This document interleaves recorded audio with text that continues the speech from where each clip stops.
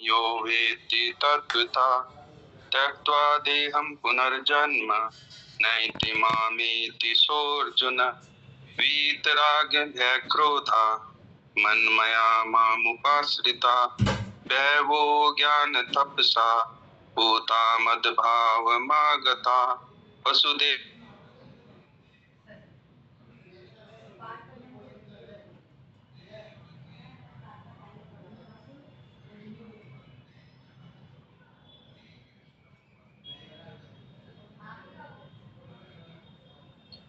नारायण, कल के सत्संग के बारे में प्रांजल बताओ। बोलो। नारायण नारायण। भगवान ने हमें 3 शक्ति दी है, जानने की, मानने की और करने की। करने की शक्ति को हमें सेवा में लगानी है, यानी कर्मयोग। निष्काम भाव से जो किया जाता है, बिना किसी फल इच्छा से किया जाए, ये करने की शक्ति का सदुपयोग है। इस सेवा को बुराई के त्याग से शुरू करो। बुराई के त्याग से ही सेवा शुरू होती है। दूसरी, जानने की शक्ति। संसार की वास्तविकता को जानना है। हमारे सामने संसार नष्ट होता जा रहा है। जो पहले नहीं था और आगे भी कुछ नहीं रहेगा, तो जो बीच में कुछ भी दिख रहा है, वो उसका केवल अभाव है। तो जो संसार की वास्तविकता को जान लेता है, तो वो अपने आप अमृतत्व को जान लेता है। तीसरी, मानने की शक्ति, यानी परमात्मा है, सब जगह व्याप्त है। सारा संसार उन्हीं के द्वारा बनाया गया है और उन्हीं में मिल जाता है। और परमात्मा हमारे माता पिता है, हम उनकी संतान हैं। उनकी कृपा हमारे पर सदा रहती है। ये ही मानने की शक्ति है। हमें एक निश्चय करना है, पर दृढ़ निश्चय की कमी और संसार के भोगों में आसक्ति की वजह से एक निश्चय नहीं रह पाता। नामजप इस दृढ़ता में बहुत सहायक है। जब तक भोगों में, विषयों में आसक्ति रहेगी, तब तक एक निश्चय नहीं हो पाएगा। उसकी बुद्धि भटकती रहेगी।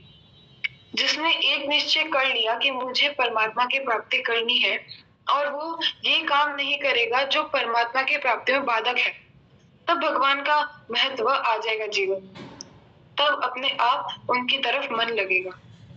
जिनको भगवान का महत्व समझ आ गया, तो उनके सामने संसार का महत्व धूल के समान है। फिर दुख नहीं होता, क्योंकि हमने उसे महत्व नहीं दिया। हमारा आकर्षण केवल परमात्मा की तरफ। हमारे जीवन का एक ही निश्चय होना चाहिए कि परमात्मा की प्राप्ति। परमात्मा की प्राप्ति से जीवन तो आनंद में होगा ही, साथ ही मृत्यु भी आनंद में होगी। इसलिए निश्चय के लिए महत्व बुद्धि ही महत्वपूर्ण है। नारायण नारायण नारायण नारायण। वाह, बहुत अच्छा, सब कुछ सार बता दी। एक प्रकार से कल जो सत्संग हुआ उसको आज वापस हमने सुन लिया, तो पुनरावृत्ति हो गई।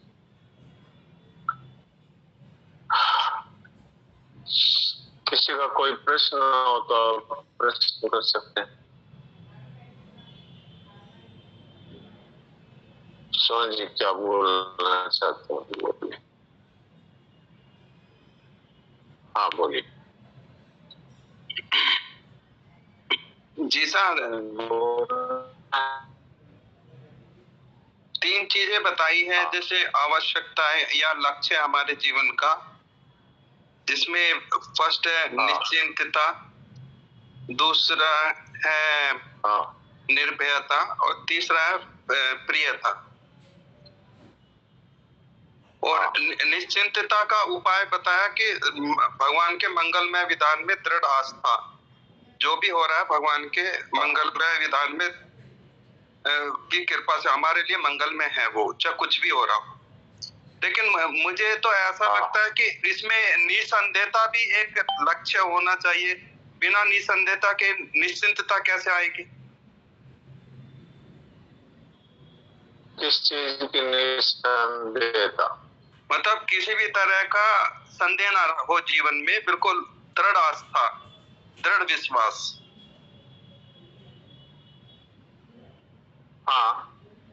ये ठीक बात है। अगर संदेह रहेगा लाइफ में या किसी तरह का भी संशय रहेगा तो उससे निश्चिंतता नहीं आएगी। हाँ ठीक है। तो इस पे आप थोड़ा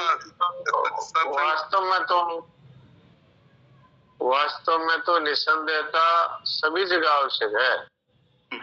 परमात्मा है कि नहीं है इसमें भी संदेह नहीं होना चाहिए। फिर इसके बाद में हमारे जीवन का लक्ष्य क्या है इसमें भी संदेह नहीं होना चाहिए। फिर इसके बाद में संसार है ये नाशवान है इसमें भी संदेह नहीं होना चाहिए। तो निसंदेहता तो हर जगह आवश्यक है। भक्ति के लिए भी आवश्यक है क्योंकि भक्ति है जो भगवान में उनके अस्तित्व में संदेह हो तो होगा ही कहां से, भक्ति किसकी करेंगे। और निसंदेहता तो जीवन में भी बहुत आवश्यक है, अपने जीवन को चलाने के लिए भी बहुत आवश्यक है। जब तक हम किसी कार्य में अगर मन में हमारे संदेह है कि ये कार्य करना चाहिए कि नहीं करना चाहिए तो भी नहीं कर पाएंगे। और ये संदेह हो कि इसकी सफलता होगी कि नहीं होगी ये पता नहीं है तो भी वो नहीं कर पाएंगे। तो इसलिए निसंदेहता तो एक प्रकार से सभी क्षेत्रों में आवश्यक है। आपने ठीक ही बात कही।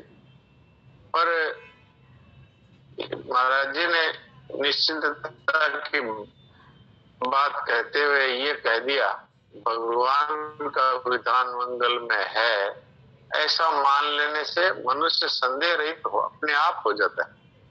इसलिए उन्होंने इसको अलग से नहीं कहा क्योंकि भगवान का हर विधान है वो मंगल में है। तो अब क्या होगा, तो अब संदेह कोई रहेगा ही नहीं। जी जी सर, मेरी भी यही समझ में आ रहा था, मैं आपसे सुनना चाह रहा था ये बात। हाँ हाँ, इसलिए महाराज जी ने अलग से निसंदेहता नहीं कही। और वैसे निसंदेहता तो सबसे पहले आवश्यक है शरीर और संसार और परमात्मा सबके ही लिए। हमारे मन में अगर ये संदेह रहे कि संसार वास्तव में झूठा है या सच्चा तो भी हम किसी निर्णय पर नहीं पहुंच पाएंगे। हमारा निस्संदेह ये बात सामने है कि हमारे सामने नष्ट हो रहा है, तो इसलिए इसमें संदेह करने की कोई गुंजाइश नहीं। पर आप देख लो बहुत से भाई बंधुओं से बात करते हैं कि भाई ये संसार है ये वास्तव में असत है, तो उनको इस बात पर विश्वास नहीं। वो कहते हैं कि ये तो साफ ही है, ये मकान है, ये रुपया पैसा है, ये परिवार है, ये शरीर है, इसमें संदेह की क्या गुंजाइश। अब उनको ये सदा रहने वाला है इसमें संदेह नहीं, लेकिन वास्तव में तो ये देखते देखते नष्ट हो रहा है। उनसे पूछा जाए कि तुम कह रहे हो कि ये शरीर सत्य है, तो कल तक जो व्यक्ति हमारे सामने था वो आज क्यों नहीं, तब उनके पास कोई उपाय नहीं। अच्छा उनको ये कहो कि आपको ये पता है कि आप कितने समय तक जीवित रहेंगे, तो ये पता नहीं। तो ये पता नहीं है तो आप इसको परमानेंट कैसे मान सकते हैं। ये तो अभी है थोड़ी देर बाद नहीं, तो ये असत्य हुआ, अभाव ही तो हुआ इसका। तो ये सब बातों में मनुष्य संदेह रहित तभी होता है जब वो अपने विवेक पर दृढ़ रहता है कि मैं मेरे सामने ये मर गया, इससे सिद्ध हुआ कि ये सब कुछ मरने वाला है यहाँ पर। इसलिए भगवान के मंगलमय विधान पर जिनको विश्वास है फिर उनके जीवन में निसंदेहता स्वतः ही आ जाती है। इसलिए अलग से नहीं कहा, बाकी निसंदेहता एक जरूरी तथ्य है। ये आपने ठीक ही बात कही। और किसी का कोई प्रश्न हो तो बोलिए।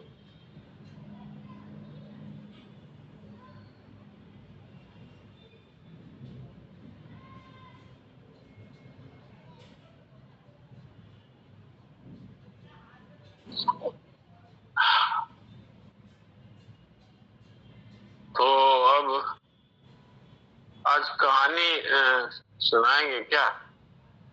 कल तो कहानी नहीं सुन पाए। रामनारायण जी आप सुनाएंगे?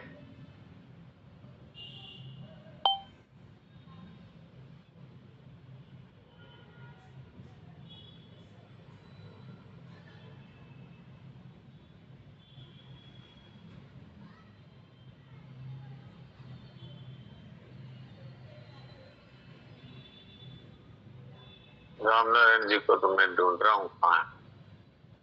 हाँ ठीक। हाँ रामनारायण जी सुना दीजिए।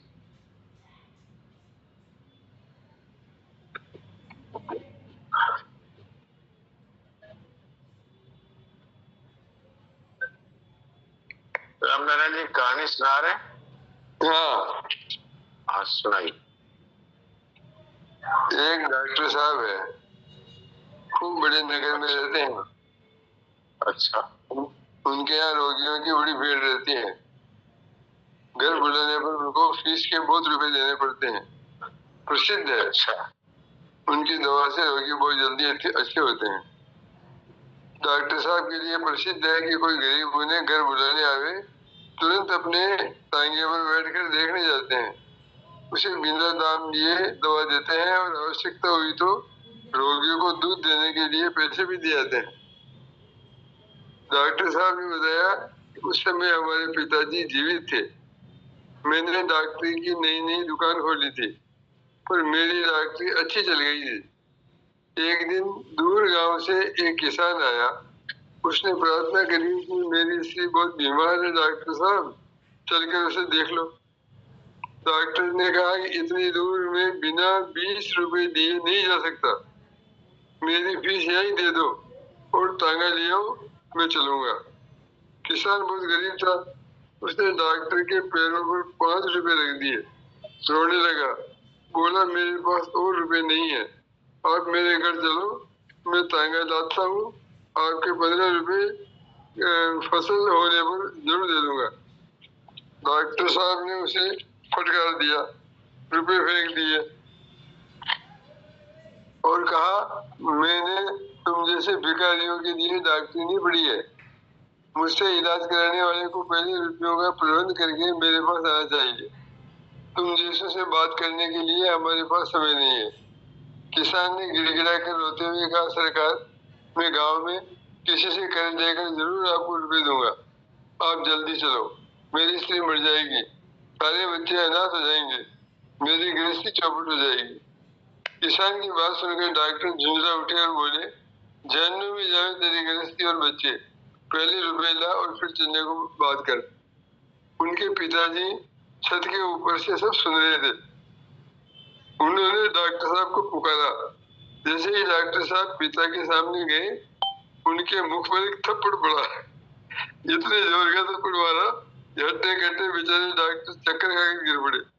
पिताजी ने कहा मैंने तुझे इसीलिए पढ़ा करके डॉक्टर नहीं बनाया है कि तू गरीबों के साथ ऐसा दुर्व्यवहार करेगा, उन्हें गालियां बकेगा, उनका गला दबाएगा। जा अभी मेरे घर से निकल जा और तेरे पालने तथा पढ़ाने के जितने रुपए लगे हैं चुपचाप दे जा, नहीं तो अभी उस गरीब के घर अपने तांगे में बैठ कर जा। उसे एक पैसा भी दवा का दाम लिया तो मैं मिट्टी का तेल डालकर तेरी दुकान में आग लगा दूंगा। डॉक्टर ने हाथ जोड़ दिए। तब पिताजी कुछ नम्र होकर बोले तेरे ऐसे व्यवहार से मुझे बड़ी लज्जा आती है।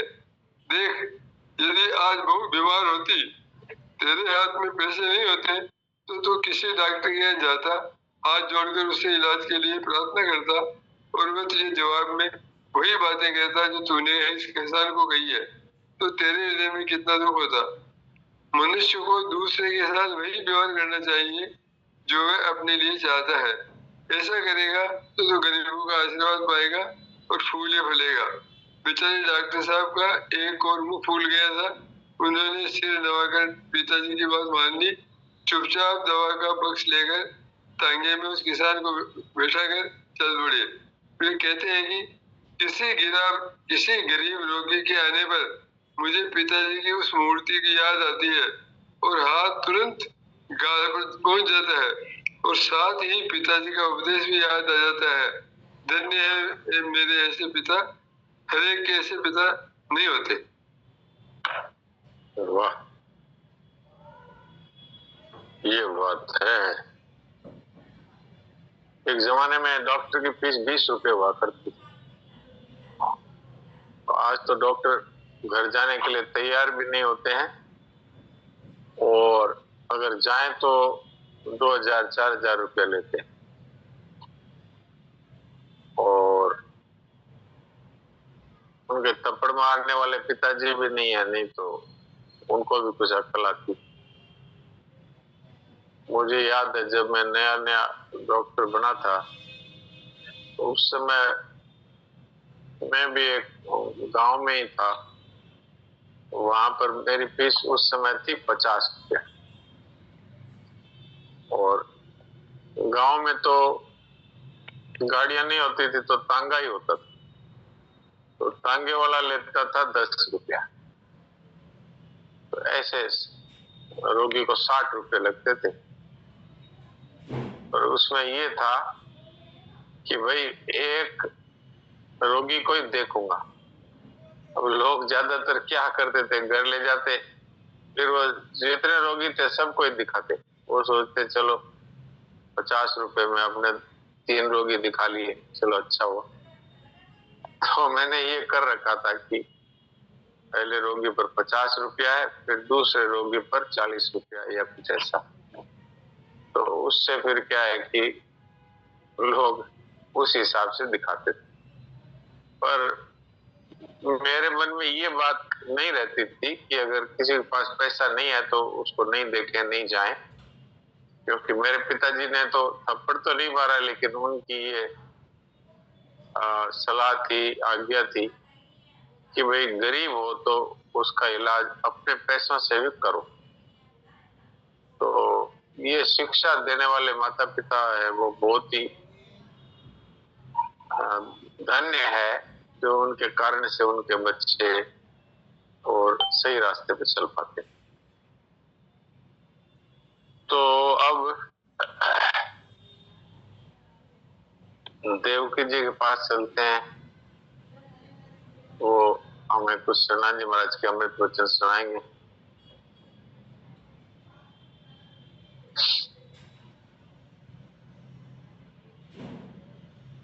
हाँ, देवकी जी कुछ सुना दीजिए। नारायण नारायण नारायण नारायण नारायण। आज क्या है कि वो कुछ हिंदी पंक्तियां हैं इसकी षोडश गीत की। एक प्रिय थे, तुम यंत्र के साधक हो, मैं यंत्र हूं,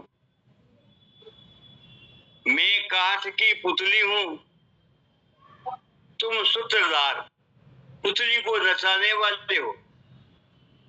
तुम अपनी इच्छा के अनुसार मुझसे क्रिया करवाते तथा बुलवाते एवं अपने इशारे पर नचा रहे हो। ये षोडश गीत है। हाँ, तुम हो यंत्री मैं यंत्र काठ की, तितली मैं तुम सूत्रधार। तुम हो यंत्री मैं यंत्र काठ की पुतली में तुम सूत्रधार। तुम करवाओ कहलाओ मुझे, नचाओ निज इच्छानुसार। तुम करवाओ कहलाओ मुझे, नचाओ निज इच्छानुसार। तुम हो यंत्री में यंत्र काठ की पुतली में तुम सूत्रधार। ये है भाई जी के षोडश गीतों में से एक बहुत प्रसिद्ध गीत है। ये अंतिम है, 16 है ये। मैं नित्य जो कुछ करती, बोलती तथा नाचती हूँ, सब तुम्हारे अधीन रहकर ही मेरे भीतर कोई अहंकार, अपनी कोई स्वतंत्र सत्ता नहीं है। हाँ, मेरा मन सर्वथा मौन क्रिया रहित हो गया है। नहीं नहीं, मेरे मन की अलग सत्ता ही नहीं रही। तुम्हारा मन ही मेरा मन बन रहा है। मैं तो अचिंत्य, किसी की भी धारणा में न आने वाले ऐसा खिलौना हूँ। तुम ही उससे खेलने वाले हो। हाँ, ये पूर्ण समर्पण की बात है। ही परतंत्र न कोई अहंकार, मन मौन नहीं, मन ही न पृथक। मैं अकल खिलौना तुम खिलार। हाँ, एक बार फिर बोलिए ये वाक्य।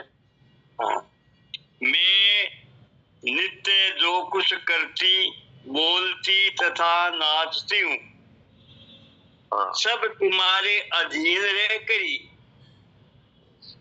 हाँ, इस पद को बोलिए, पद। हाँ, मैं करूं कहूं नाचूं नित्य ही, परतंत्र न कोई अहंकार, मन मौन कहूं नाचूं नित्य ही, परतंत्र न कोई अहंकार। मैं करूं कहूं नाचूं नित्य ही, मन ही न पृथक।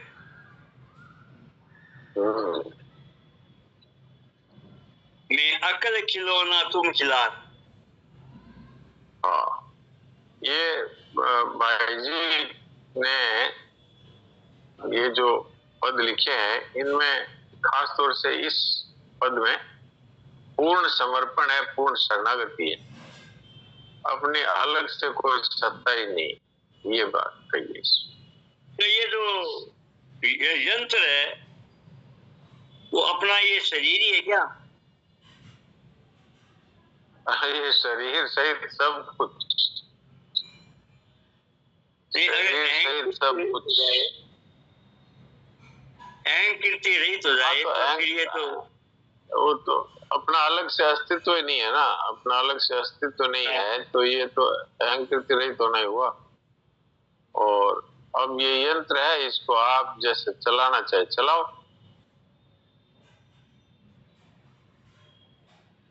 तो ये पूर्ण शरणागति की बात है।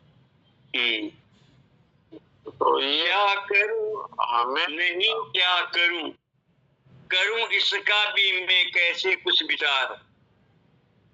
तुम करो सदा सुखी जो करे तुम्हें प्रिय बिहार। तो यंत्र तो कुछ जानता नहीं ना, क्या करूं क्या नहीं करूं। वो तो यंत्री जो जैसे चलाना चाहे वैसे चलाए। यंत्र चलाने वाला है, उसके क्या हाथ की वो तो कठपुतली है, यंत्र है, कठपुतली है। उसका अपना खुद का तो कोई विचार भी नहीं है, और संकल्प भी नहीं है, और इच्छा भी नहीं, और क्रिया भी नहीं। वो तो जैसा यंत्री चलाना चाहे वैसा चलाए। तो ये है पूर्ण समर्पण। इसीलिए भगवान ने गीता में इसको सबसे ऊपर की बात बताई है, सबसे गुप्त बात बताई है। सर्वगुह्यतमं गुह्य शृण्वे परमं वचः। सबसे गुप्त बात है ये कि तू सब छोड़ के मेरी शरण आ जा। तो यही समर्पण की बात है।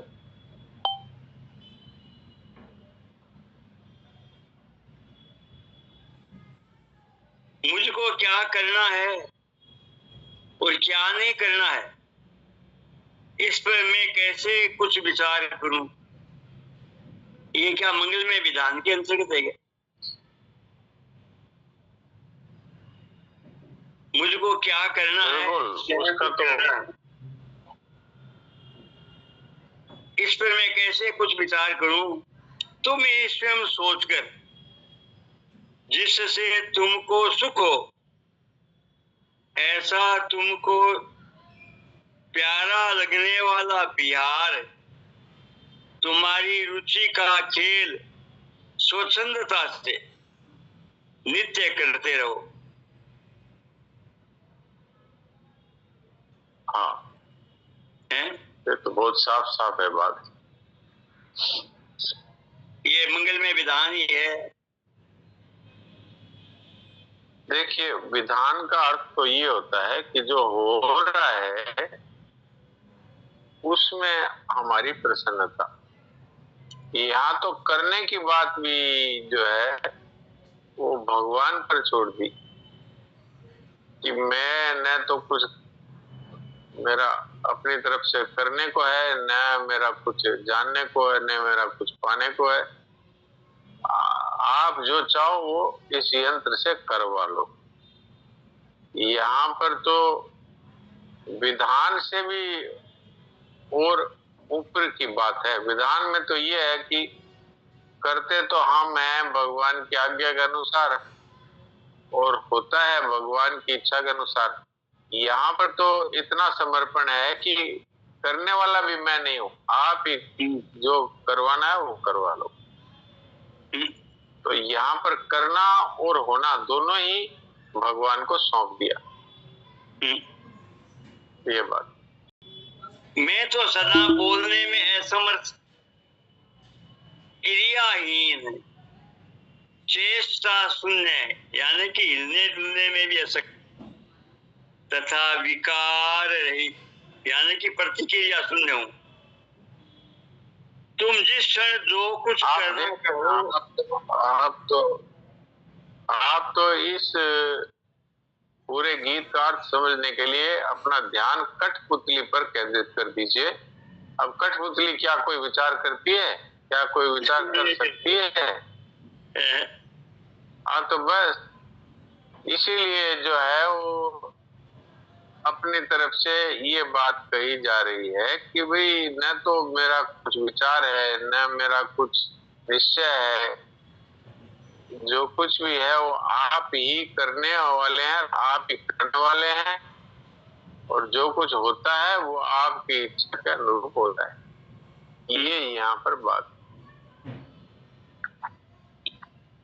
मेरे लिए मरना जीना कैसा, और कठपुतली का कोई मरना जीना होता है क्या? और मेरा कठपुतली का कोई मरना जीना होता है क्या? तो बताओ, कोई मान होता है, कोई नींद होती है, कोई जीना मरना होता है? कुछ नहीं। और कैसा मेरा मान अपमान, अर्थात मेरे लिए मरना जीना मान अपमान कुछ अर्थ नहीं रखता। प्रियतम, ये सब तुम्हारे ही महान सुख में नित्य के खेल है। बिल्कुल बिल्कुल। ये सब तुम्हारे ही महान सुख में नित्य के खेल है। तो भगवान ही वास्तव में देखा जाए तो ये सृष्टि भगवान ने निर्माण किए अपने खेल के लिए। ये पूरा भगवान का खेल है। इसमें हम सब लोग वास्तव में तो कठपुतलियां हैं, लेकिन भगवान ने स्वाधीनता दी है, इसलिए हम सब कहने लगे कि हमारा ये विचार है, हमारा ये निश्चय है, हमने भोगों को पसंद कर लिया, हमने जो दिया था उस सामान को अपना मान लिया, और भी दूसरे सामान की इच्छा करने लगे अपने से। भगवान जो भगवान ने अपने भगवान तो वास्तव में जैसे कोई मदारी है जो बहुत सारा सामान इकट्ठा करता है, बहुत सारी खेल दिखाता है, ऐसे भगवान ने ये पूरी सृष्टि है वो रचना कर दी। अब इसमें खिलौने हैं, वो अपना अपना खेल कर रहे। अब इन खिलौनों में खास बात यह है कि इनमें भगवान ने प्राण शक्ति भर दी और विचार शक्ति भर दी खासतौर से मनुष्यों में। तो अब वो खुद ही ईश्वर बन गए। 16वें अध्याय में आसुरी संपत्ति का जहाँ भगवान ने वर्णन किया है, वहां पर मनुष्य कहता है ईश्वर हम भोगी सिद्ध हम बलवान सुखी। मैं ईश्वर हूँ, मैं सिद्ध हूँ, मैं बलवान हूँ, मैं सुखी हूँ। अभी मैंने इतना धन कमा लिया है, इतना और कमा लूंगा, अभी मैंने इतना व्यापार कर लिया है, इतना और बढ़ा लूंगा। मध्य में अलग प्राप्त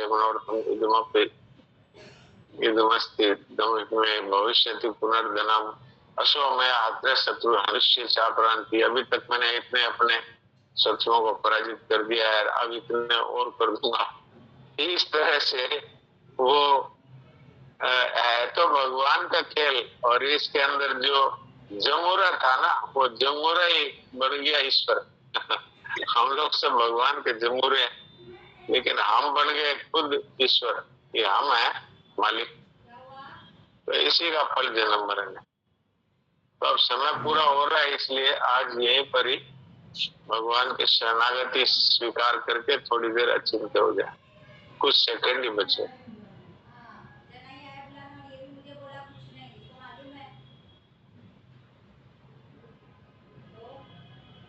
नारायण नारायण नारायण नारायण नारायण नारायण।